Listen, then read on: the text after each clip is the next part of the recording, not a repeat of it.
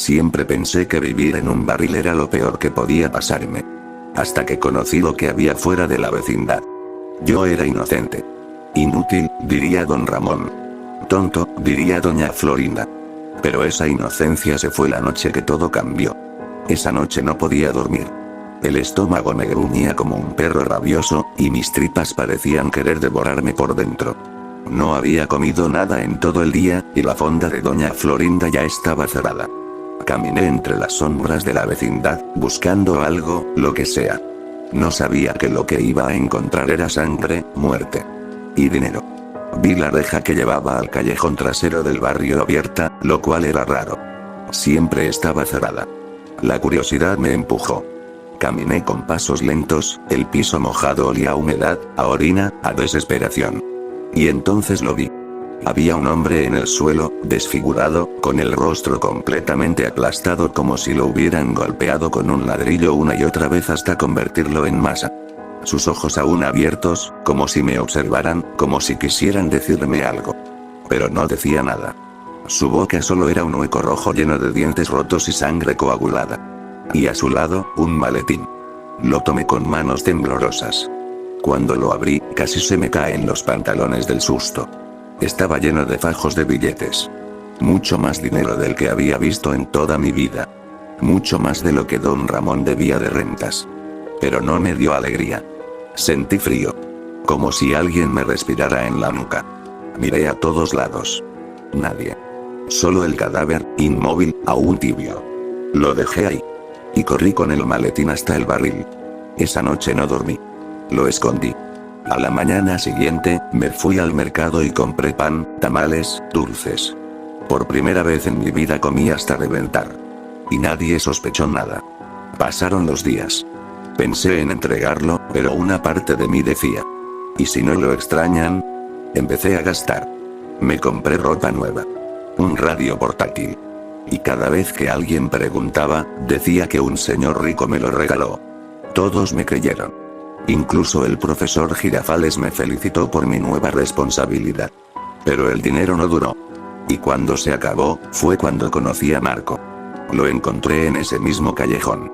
Estaba fumando algo que olía horrible. Me vio con sus ojos hundidos y su piel manchada de cicatrices. Me dijo: ¿eres el que se llevó el dinero de Vicente? Me quedé helado. No respondí. Pero él solo sonrió. No importa. Si hiciste eso, entonces tienes manera. ¿Quieres ganarte otro billete? Solo es entregar un paquete. Fácil. Dije que no. Le dije que no quería problemas. Pero él insistió. Me ofreció 100 pesos solo por caminar hasta otra cuadra y dejar un paquete en una banca. Lo hice.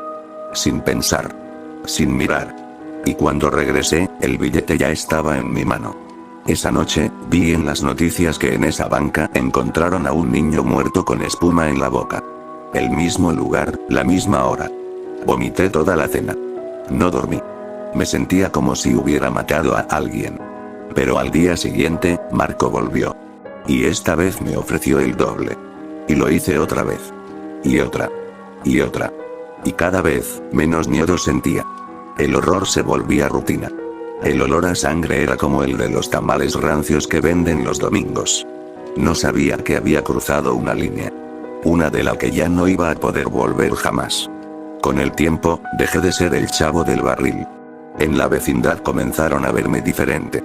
Tenía zapatos nuevos, camisas sin agujeros, y hasta una bicicleta brillante que hacía sonar el timbre cada vez que pasaba junto a don Ramón. Nadie preguntaba de dónde venía todo eso. O si lo hacían, no lo decían en voz alta. Pero la felicidad que sentía era tan falsa como las promesas de Marco. Cada encargo se volvía más siniestro. Al principio eran paquetes. Después, sobres con polvo blanco. Luego, mochilas enteras que me obligaban a cargar como si fueran llenas de piedras. Una noche, me dieron una caja cerrada con cinta. Pesaba poco. Marco me dijo: solo llévala al almacén abandonado en la calle 13. No la abras. Entiéndelo bien, no la abras. Pero la curiosidad. La llevé, sí. Pero en medio del camino, la caja se movió. Algo dentro se retorcía. Gimiendo. La abrí. Era un gato. Un gato con la boca cosida, los ojos vendados con alambre, y las patas amarradas con alambres oxidados. Su cuerpo temblaba. Estaba empapado en su propia orina, cubierto de gusanos, y tenía cortes por todo el lomo. Aún respiraba. Tiré la caja, horrorizado. Quise correr, pero Marco apareció de la nada.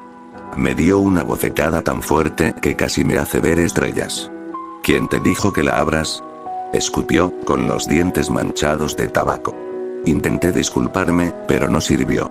Me obligó a llevar la caja como estaba, y cuando llegamos al almacén, me hizo quedarme.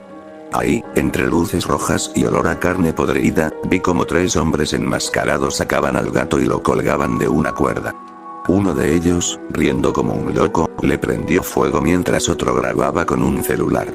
Marco me miró y me susurró. Esto vende. La gente paga por ver esto. ¿Quieres seguir ganando dinero? Bienvenido al negocio real. Esa noche lloré. Lloré tanto que me sangraron los ojos. No podía volver a la vecindad. No podía mirar a don Ramón, ni al profesor Girafales, ni a Ñoño. Sabía que ya no era uno de ellos. Pero seguí. Porque el dinero seguía llegando. Y mientras más sangre había en mis manos, más cosas compraba. Hasta que un día, alguien lo notó. Fue doña Florinda. Me detuvo frente a la fonda y me preguntó. ¿Qué haces, niño? ¿De dónde sacas tanto dinero? ¿A quién le estás robando? Quise hablar. Quise decir la verdad. Pero Marco estaba ahí, mirando desde la esquina. Solo pude balbucear y salir corriendo. Esa noche, alguien apedreó la fonda. Le rompieron todos los vidrios. Pusieron un cartel en la puerta. Lenguas largas no duran. Y yo lo supe. Había sido Marco. Yo ya no era libre. Era una sombra más en ese mundo. Un niño que se había convertido en cómplice. En basura. Y lo peor. Es que lo empecé a disfrutar. Sí, lo confieso. Me gustaba ver el miedo en los ojos de las personas cuando sabían que yo trabajaba con Marco. Me gustaba cómo me respetaban los otros niños de la calle. Me gustaba sentirme poderoso. Pero dentro de mí, el chavo de antes aún lloraba. Solo que su voz era cada vez más débil. Y la sangre ya no se lavaba tan fácil. A veces me despierto empapado en sudor, con los gritos aún frescos en los oídos. No los de la gente que me cruzo en la calle. No los de Marco cuando le fallo. No. Los míos. Esos gritos que lanzo en mis sueños cuando vuelvo a ver al niño de la caja. Era un niño, no mayor que Ñoño. Tenía los labios partidos, las uñas arrancadas, y un ojo colgando.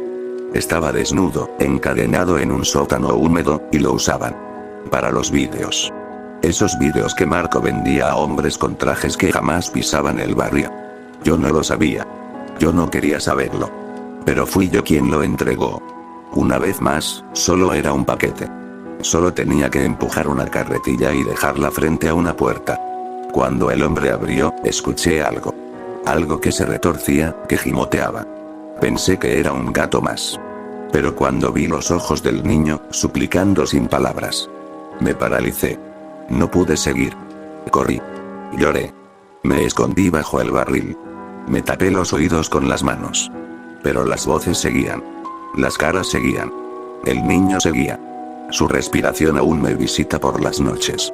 Esa fue la última entrega. Quise irme. Salir de todo. Volver a ser el chavo del 8, el que jugaba al tesoro enterrado con la pelota cuadrada. Pero cuando regresé a la vecindad, ya nadie estaba. Don Ramón se había ido. Doña Florinda cerró la fonda. Ñoño se mudó a otra ciudad con su papá. El profesor Girafales murió.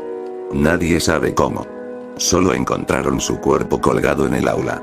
Y en el barril, mi antiguo hogar, alguien había escrito con pintura roja: ya no perteneces aquí.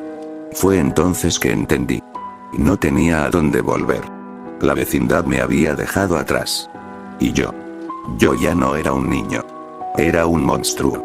Marco me encontró en un parque días después.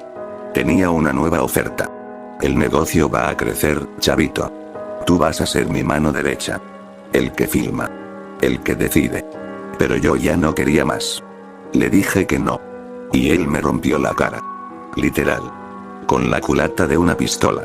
Me dejó tirado en un charco de sangre, sin dientes, con el rostro tan hinchado que no podía verme ni reconocerme frente a un espejo. Aún así, me arrastré hasta el callejón. Ese maldito callejón. Donde todo empezó. Me senté bajo la lluvia.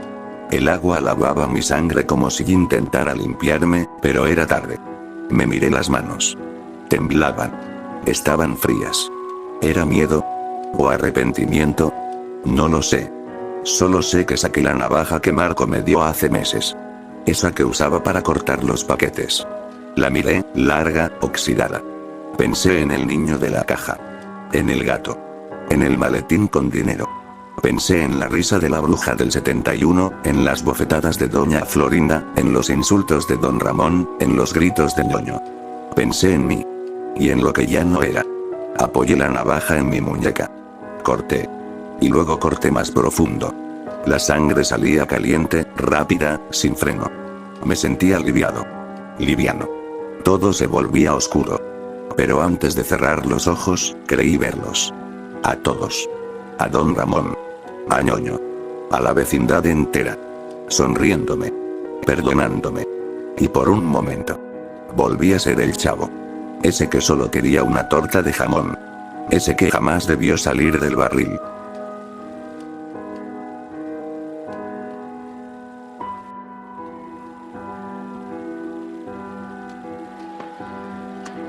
¡Toma! No te doy otra nomás porque presta para que te salga.